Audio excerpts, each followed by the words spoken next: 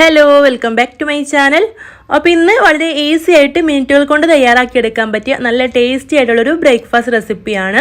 അപ്പോൾ നമ്മുടെ വീട്ടിൽ എപ്പോഴുള്ള കുറഞ്ഞ ചേരുവകൾ മാത്രം മതി നമുക്ക് മടിയൊക്കെ ഉള്ള ദിവസങ്ങളിൽ ട്രൈ ചെയ്യാൻ പറ്റിയ നല്ലൊരു അടിപൊളിയായിട്ടാണ് കേട്ടോ.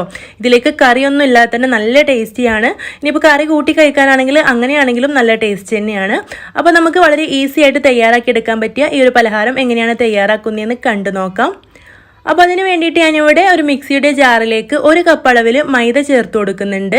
അപ്പോൾ നിങ്ങൾക്ക് മൈദക്ക് പകരം ഗോതമ്പ് പൊടി വെച്ചിട്ടും ഇത് തയ്യാറാക്കിയെടുക്കാം. 2 വെച്ചിട്ട് തയ്യാറാക്കിയെടുക്കുമ്പോഴും നല്ല ടേസ്റ്റ് തന്നെയാണ്.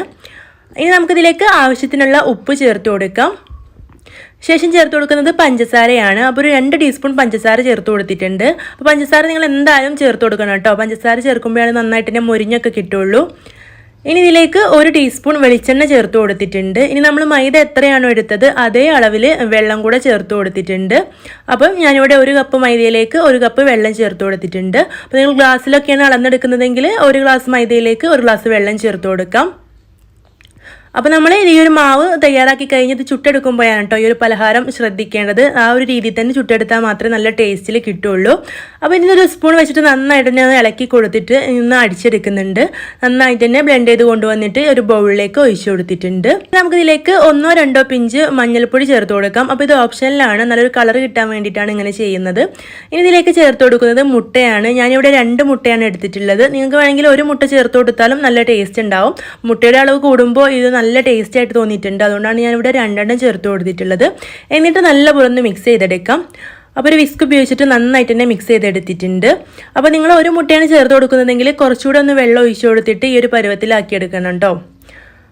അപ്പോൾ നമ്മൾ മുട്ട ഒരിക്കലും മിക്സിയിൽ നമ്മൾ മാവ് അടിച്ചെടുക്കുന്ന സമയത്ത് ചേർത്ത് കൊടുക്കരുത്. മാവ് റെഡിയായ ശേഷം മാത്രം ചേർത്ത് കൊടുക്കണം. എന്നിട്ടൊന്ന് മിക്സ് ചെയ്തെടുക്കുക. ഒരുപാട് മിക്സ് ചെയ്തെടുക്കൊന്നും വേണ്ട.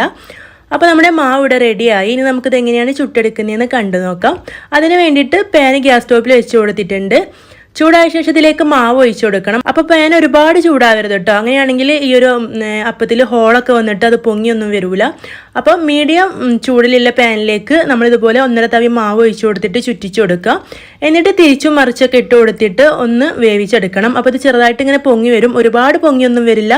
പക്ഷേ 2 ലെയറായിട്ട് കിട്ടുന്ന രീതിയിൽ ചെറിയ രീതിയിൽ ഇങ്ങനെ പൊങ്ങിയൊക്കെ വരും. അപ്പോൾ ഞാനിവിടെ തിരിച്ചും മറിച്ചൊക്കെ ഇട്ട് കൊടുത്തിട്ട് ചുട്ടെടുക്കുന്നുണ്ട്. അപ്പോൾ ഞാൻ ഇതിലേക്ക് കുറച്ച് ഓയിലും കൂടെ തേച്ച് കൊടുത്തിട്ടുണ്ട്. അത് ഓപ്ഷനിലാണ്, നിങ്ങൾക്ക് വേണമെങ്കിൽ ചേർത്ത് കൊടുത്താൽ മതി. ഇതുപോലെ തിരിച്ചും മറിച്ചൊക്കെ ഇട്ട് കൊടുത്തിട്ട് മുഴുവനായിട്ടും ചുട്ടെടുക്കാം. ഇവിടെ മുഴുവനായിട്ടും ചുട്ടെടുത്തിട്ടുണ്ട്. നല്ല ടേസ്റ്റിയുള്ള ഒരു ബ്രേക്ക്ഫാസ്റ്റ് റെസിപ്പിയാണ്. എല്ലാവരും ട്രൈ ചെയ്ത് നോക്കണം. ഈ ഒരു റെസിപ്പി നിങ്ങൾക്ക് ഇഷ്ടമായിട്ടുണ്ടെങ്കിൽ മറക്കാതെ ലൈക്ക് ചെയ്യണം. ചാനൽ സബ്സ്ക്രൈബ് ചെയ്യാത്ത കൂട്ടുകാരുണ്ടെങ്കിൽ ഒന്ന് സബ്സ്ക്രൈബ് ചെയ്തിട്ട് സപ്പോർട്ട് ചെയ്യണം. ഇതുപോലുള്ള ഈസി ആൻഡ് സിമ്പിൾ റെസിപ്പീസൊക്കെ ആയിട്ട് വീണ്ടും കാണാം.